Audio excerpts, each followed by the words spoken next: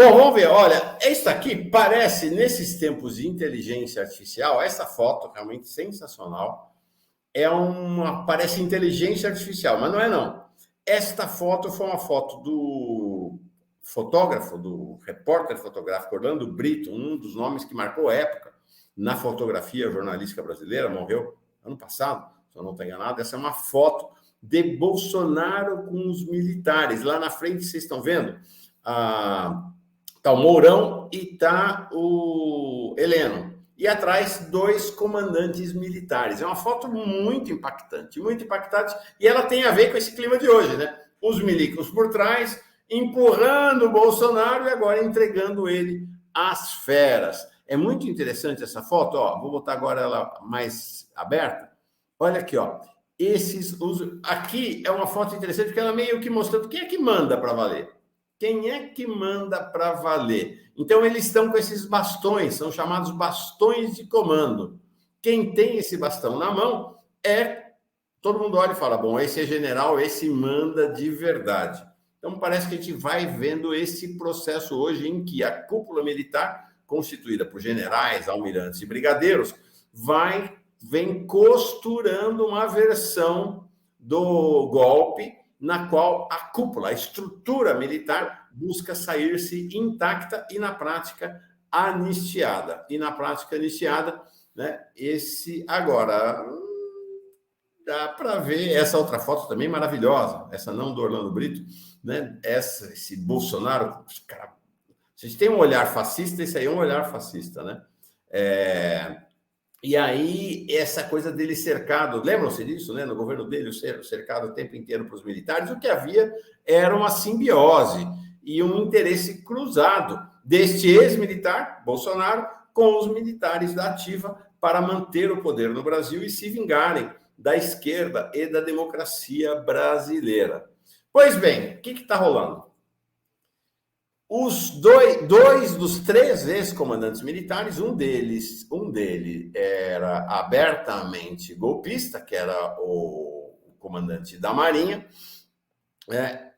Então, o comandante da Aeronáutica e o comandante do Exército estão se colocando como os heróis. Então, o Marco Antônio Freire Gomes e o comandante da Aeronáutica, Peraí.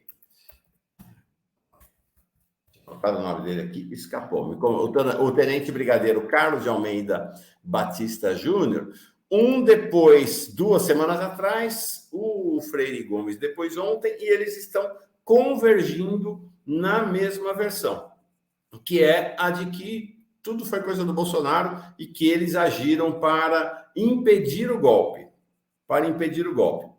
Já tem colunista conservador falando que Freire Gomes será o herói da democracia, tratando ele como herói da democracia, alguém que evitou o golpe, quando, na verdade, os dois ficaram em silêncio, a coisa foi prosperando, a gente já comentou aqui, eles ficaram nessa postura típica dos militares, né? Em 64, quando o general Mourão, que não tem nada a ver com esse Mourão de agora, desceu de Juiz de Fora para o golpe, né? Saiu de Juiz de Fora, desculpa, para executar o golpe, a maioria dos comandantes militares, dos generais, dos comandantes de tropas, teve a mesma postura que esses dois aí. Tá? Que o comandante da Aeronáutica e que o comandante do Exército, que o Batista Júnior e que o Freire Gomes, que foi ficar em cima do muro. Não vamos nos iludir, não teve um processo de adesão em massa dos comandantes militares ao golpe no primeiro momento ali, na virada de 31 de março para 1º de abril. Ficou todo mundo em cima do muro. Na hora que ficou claro que o golpe venceria, todos aderiram. Alguém tem dúvida qual seria a postura desses dois se o golpe tivesse sido vitorioso? Não. Mas agora estão empurrando tudo para as costas do Bolsonaro. Então tá aí a versão sobre o depoimento do Carlos de Almeida Batista Júnior, o ex-comandante do Exército, apesar dele ter falado na Polícia Federal antes do Freire Gomes, o Freire Gomes falou na última sexta-feira. O Batista Júnior tinha falado no dia 16 de fevereiro, portanto, já pouco mais de 2 semanas atrás. Só agora que está saindo. E aí é a mesma versão. Aí é a mesma versão, a versão de que tudo foi liderado e comandado pelo Bolsonaro e que eles foram obrigados a participar das reuniões. Eles alegam que eles, como comandante do Exército, estavam subordinados ao presidente da República e não podiam confrontar o presidente. É uma tese que os oficiais nazistas apresentaram em Nuremberg, que era o dever da cadeia de comando. Mas existe dever da cadeia de comando para atos ilegais, para atos que atentam contra a democracia, os direitos humanos? Já tem advogado aí, já tem advogado dizendo que, olha, eles estavam cumprindo ordens, então eles não podem ser responsabilizados. Já começa a sair do STF, da Polícia Federal, a versão de que esses que estão entregando agora sairão inocentados e, se possível, até com medalha de herói. Né? Então, importante. E aí, ontem, essa reportagem, então, do Estadão, do Marcelo Godoy, falando nesses termos, né? Depoimento de general é visto como tiro de misericórdia em Bolsonaro e o fim da agonia do Exército, porque é isso, a versão que está sendo vendida, que será vendida, e que a mídia conservadora está comprando. Não é só a mídia conservadora, tá? É importante deixar claro. Está comprando alegremente, é que é isso, é o fim da agonia do Exército. O Exército sai dessa história de um jeito muito importante, glorioso. As grandes Forças Armadas, orgulho da nação, o Exército resistiu ao golpe de Bolsonaro. Interessante, né? Acredita quem quiser, mas é isso. Quando a gente falava do sem anistia, não vai ter anistia para o Bolsonaro. Não vai ter, provavelmente, anistia para o Paulo Sérgio, o ex-ministro da Defesa. Talvez não tenha anistia para o Heleno, mas a cúpula militar, efetivamente, esta vai sair não apenas anistiada, mas como herói do processo. Então, vocês imaginam este ex-comandante do Exército, o Freire Gomes, a gente vê aí o quanto ele estava realmente muito constrangido de estar ao lado do Bolsonaro nos eventos oficiais. Ele foi comandante do Exército entre março e dezembro de 2022. Mas, de fato, a passividade dele diante da articulação golpista levou a ser antagonizado pelos fascistas mais ativos e radicais. Ele estava lá na espera para ver o que ia acontecer. Então, é isso. Estão empurrando para cima do ex-comandante do Exército e ex-ministro da Defesa do Bolsonaro, porque o Paulo Sérgio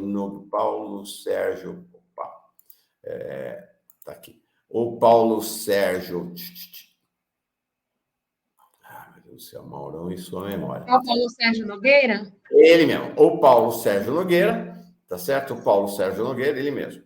O Paulo Sérgio Nogueira, como sendo ele quem tocava de braço, quem tocava de dupla com o Bolsonaro. Nós vimos, de fato, o desempenho dele naquela reunião do golpe de 2022, desempenho muito ativo, e ele era, como ministro da Defesa, o cara que fazia pressão em cima do TSE.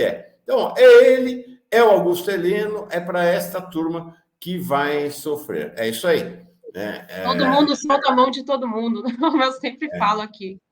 E o Marcos Epollo trazendo a lembrança, a Hannah Arendt, no livro dela sobre o julgamento do Eichmann em Jerusalém, já não em Nuremberg, mas em Jerusalém, em 61, falando desse discurso de cumprir ordem. E ela chamou isso de banalização do mal. Todos eles têm essa conversa fiada. Estava cumprindo ordem. A mesma coisa serve lá para o Itamaraty, tá? Lá no Itamaraty estão passando pano, estão anistiando os diplomatas que participaram daquela reunião do golpe e que participaram do processo do golpe. Por exemplo, teve um diplomata que organizou a reunião com os embaixadores, dizendo que eles estavam lá cumprindo ordens, que é dever de Estado, que eles eram funcionários de Estado.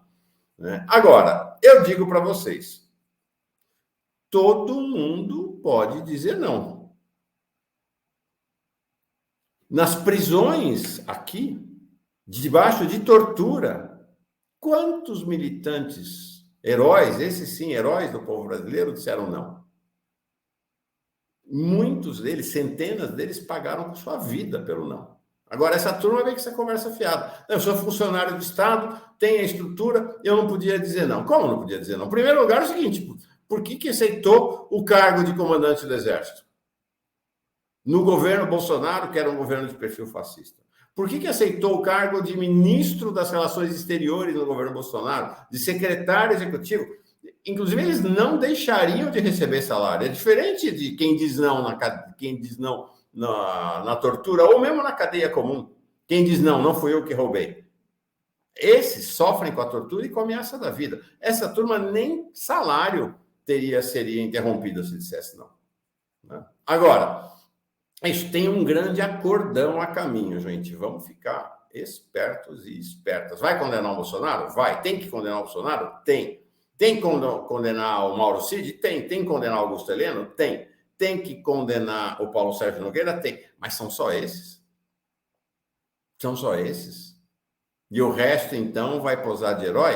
E olha, é importante saber que isto está sendo costurado por quem tem responsabilidade direta sobre a armação do golpe, que é o STF. Gente, vamos falar as coisas tal como são. Vamos falar as coisas tal como são. Está aí agora o Barroso, ontem foi dar uma palestra, os ministros do Supremo têm usado as palestras para falar sobre temas políticos. Ele foi dar uma palestra dizendo: Forças Armadas fizeram papelão no TSE e foram arremessados na política, os militares, diz ele. Bonito, né, Rebeca? Forte, né? Incisivo, né? Contundente, né? Ele diz assim: foram manipulados e arremessados na política por más lideranças. Sabe o que isso quer dizer, né? Bolsonaro. Ele está apontando para o Bolsonaro. Fizeram papelão no TSE, convidados para ajudar na segurança, para dar transparência. Foram induzidos por uma má liderança a ficarem levantando suspeitas falsas. Pois é. Mas quem é que convidou os militares? Nunca na história deste país os militares tinham participado da comissão eleitoral ou comissão de transparência no TSE. Foi ele. O Barroso é que convidou. O Barroso é que colocou o lobo dentro do galinheiro. Uhum. E essa entrevista dele é uma entrevista dele de outubro de 2022, já no meio daquela confusão toda, né? Não era ele mais o presidente do TSE, era o Fachin, que é quem estava administrando ali a presença dos militares, e ele dizendo que não se arrependia da presença dos militares. Então, vamos combinar que... Tá? Vamos lembrar do Toffoli? Quem é que, pela primeira vez na história da República Brasileira, colocou um militar, um general, para ser assessor militar da presidência do STF, quando o Toffoli está aí de bonitinho, né? Ah, Lava Jato, algoz da Lava Jato. Gente, o Toffoli é quem levou os militares para dentro do STF. Ele levou para dentro do STF numa função que não existia, nunca existiu no TSE. Levou... Impressionante, impressionante. Levou o general, vamos ver, o general Fernando Azevedo de Silva. Aí esse general Fernando Azevedo de Silva saiu do STF para ser o quê? Ministro da Defesa do Bolsonaro. Então é importante, essas mesmas elites brasileiras, essa mesma classe dominante que fez o acordão da anistia na saída da ditadura militar, está de novo em articulação com a mídia conservadora, especialmente com o Globo, articulando uma nova anistia. Então é isso. Porque, não, nunca teve. Não, já teve punição. A gente lembra, Eduardo Cunha foi punido no passado, não foi? Tem muitos prestadores de serviço que são eventualmente punidos. E o cenário agora é um cenário diferente da saída da ditadura militar. Então, vai lá, o Moro vai ser punido, o Bolsonaro vai ser punido, vai ser preso, tá resolvido já. O Paulo Sérgio Nogueira, esse aí não sei se vai ser preso, vai sofrer algum tipo de punição, não sei. O Braga Neto e o resto. E a cúpula, efetivamente, quem manda na estrutura militar. E aí é isso, é esse acordão. Então é a mídia conservadora, como sempre, a estrutura militar, o STF. Lembram-se, com o STF, com tudo. O STF foi ativo para o golpe contra Dilma, não foi? Fundamental. Sem STF não tinha golpe. A cúpula do Congresso Nacional, que é eminentemente conservador, tem um acordão em andamento. Isso é fundamental, ficarmos espertos e espertas para isso.